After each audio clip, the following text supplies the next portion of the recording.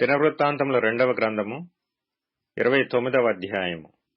హిజ్కియా ఏలనారంభించినప్పుడు 25 ఏండ్ల వాడై 29 సంవత్సరములు యెరూషలేములో ఏలెను. అతని తల్లి జకర్యా కుమార్తె, ఆమె పేరు అబీయా. అతడు తన పితరుడగు దావీదు చర్య ఎంతటి ప్రకారము యెహోవా దృష్టికి యథార్థముగా ప్రవర్తించెను. అతడు తన ఏలుబడియందు మొదటి సంవత్సరము మొదటి నెలను యెహోవా మందిరపు తలుపులను తెరచి వాటిని బాగుచేసి యాజకులను లేవీయులను పిలువనంపి తూర్పుగానున్న రాజవీధిలో వారిని సమకూర్చి వారికీలాగు ఆజ్ఞ ఇచ్చెను. లేవీయులారా, నా మాట ఆలకించుడి. ఇప్పుడు మిమ్మును మీరు ప్రతిష్ఠించుకొని మీ పితరుల దేవుడైన యెహోవా మందిరమును ప్రతిష్ఠించి పరిశుద్ధ స్థలములో నుండి నిషిద్ధ వస్తువులనన్నిటినీ బయటికి కొనిపోవుడి. మన పితరులు ద్రోహులై మన దేవుడైన యెహోవా దృష్టికి చెడు నడతలు నడిచి ఆయనను విసర్జించి ఆయన నివాసమునకు పెడముఖము పెట్టుకొని దానిని అలక్ష్యము చేసిరి. మరియు వారు మంటపము యొక్క ద్వారములను మూసివేసి దీపములను ఆర్పివేసి పరిశుద్ధ స్థలమందు ఇశ్రాయేలీయులు దేవునికి ధూపము వేయకయు దహన బలులను అర్పింపకయూ ఉండిరి.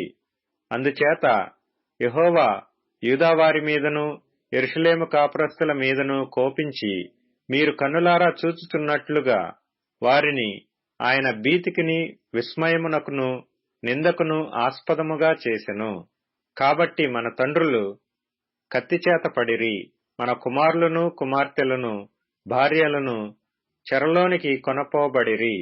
ఇప్పుడు మన మీదనున్న ఇశ్రాయేలీల దేవుడైన యెహోవా మహోగ్రత చల్లారునట్లు ఆయనతో మనము నిబంధన చేయవలనని నా మనసులో అభిలాష పుట్టెను.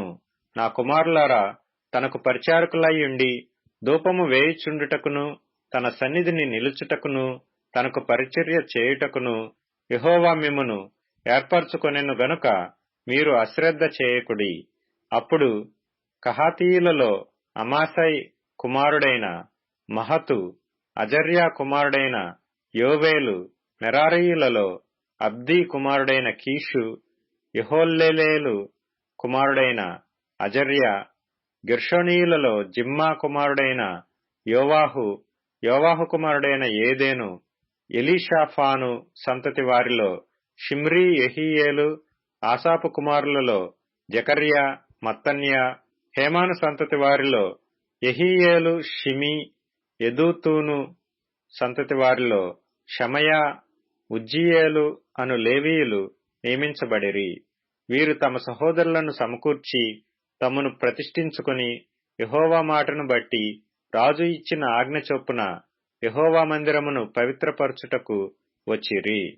పవిత్రపరచుటకై యాజకులు యెహోవా మందిరపు లోపలి భాగమునకు పోయి యెహోవా మందిరములో తమకు కనబడిన నిషిద్ధ వస్తువులనన్నిటినీ యెహోవా మందిరపు ఆవరణములోనికి తీసుకొని రాగా లేవీయులు వాటిని ఎత్తి కిద్రోను వాగులో పారవేసిరి.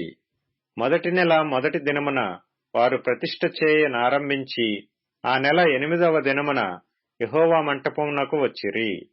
ఈ ప్రకారము వారు 8 దినములు యెహోవా మందిరమును ప్రతిష్ఠించుచు మొదటి నెల 16వ దినమున సమాప్తి చేసిరి. అప్పుడు వారు రాజైన హిజ్కియా యొద్దకు పోయి, మేము యెహోవా మందిరం అంతటినీ దహనబలి పీఠమును ఉపకరణములన్నిటినీ సన్నిధి రొట్టెలుంచు బల్లను పవిత్రపరిచి ఉన్నాము. మరియు రాజైన ఆహాజు ఏలిన కాలమున అతడు ద్రోహము చేసి పారవేసిన ఉపకరణములన్నిటినీ మేము సిద్ధపరిచి ప్రతిష్ఠించి ఉన్నాము. అవి యెహోవా బలిపీఠము ఎదుట ఉన్నవని చెప్పిరి. అప్పుడు రాజైన హిజ్కియా పెందలకడ లేచి పట్టణపు అధికారులను సమకూర్చుకొని యెహోవా మందిరమునకు పోయెను. రాజ్యము కొరకును పరిశుద్ధ స్థలము కొరకును యూదావారి కొరకును పాప పరిహారార్థ బలి చేయుటకై 7 కోడెలను 7 పొట్టేళ్లను 7 గొర్రెపిల్లలను 7 మేకపోతులను వారు తెచ్చియించిరి గనుక అతడు యెహోవా బలిపీఠము మీద వాటిని అర్పించుడని అహరోను సంతతి వారగు యాజకులకు ఆజ్ఞాపించెను.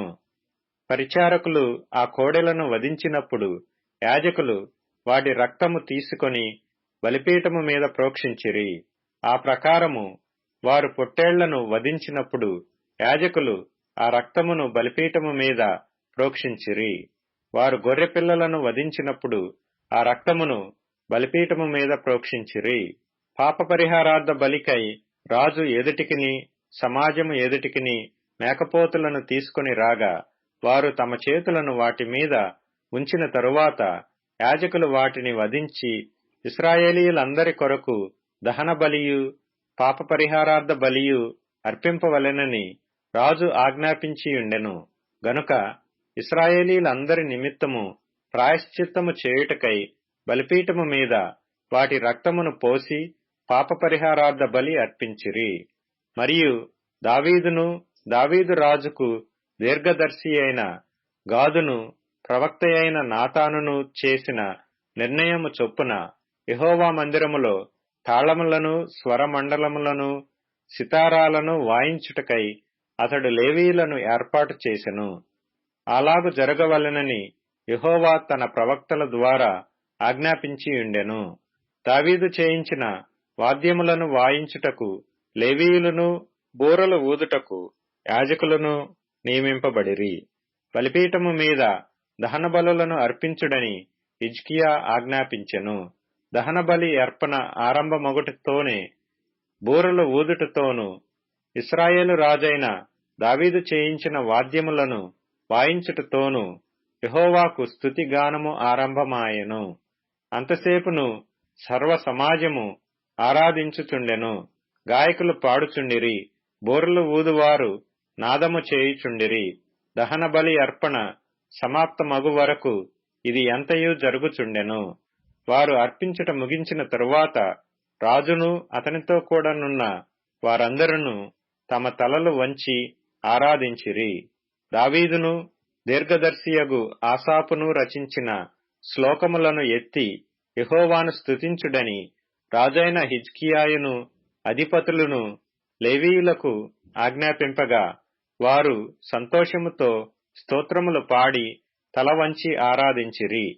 అంతటా హిజ్కియా, మీరిప్పుడు యెహోవాకు మిమ్మును ప్రతిష్ఠించుకొంటిరి. దగ్గరకు వచ్చి యెహోవా మందిరములోనికి బలి ద్రవ్యములను కృతజ్ఞతార్పణలను తీసుకొని రండని ఆజ్ఞ ఇయ్యగా సమాజపు వారు బలి ద్రవ్యములను కృతజ్ఞతార్పణలను తీసుకొని వచ్చిరి. దహన బలులను అర్పించుటకు ఎవరికి ఇష్టము పుట్టెనో వారు దహనబలి ద్రవ్యములను తీసుకొని వచ్చిరి.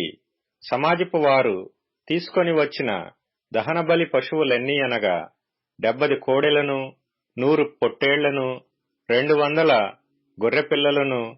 ఇవి అన్నియు యెహోవాకు దహన బలులుగా తేబడెను. ప్రతిష్ఠింపబడినవి 600 ఎద్దులను, 3000 గొర్రెలను. యాజకులు కొద్దిగా ఉన్నందున వారు ఆ దహనబలి పశువులన్నిటినీ ఉలవలేకపోగా పని సంపూర్ణమగు వరకు కడమ యాజకులు తమను ప్రతిష్ఠించుకొను వరకు వారి సహోదరులగు లేవీయులు వారికి సహాయము చేసిరి. తమను ప్రతిష్ఠించుకొనుట యందు యాజకుల కంటే లేవీయులు యథార్థ హృదయులై యుండిరి. సమాధాన బలి పశువుల క్రొవ్వును, దహనబలి పశువులను, దహన బలులకు ఏర్పడిన పానార్పణలను సమృద్ధిగా ఉండెను. ఈలాగున యెహోవా మందిర సేవ క్రమముగా జరిగెను. ఈ కార్యము అప్పటికప్పుడే జరిగినందున దేవుడు జనులకు సిద్ధపరిచిన దానిని చూచి హిజ్కియాయును జనులందరూ సంతోషించిరి.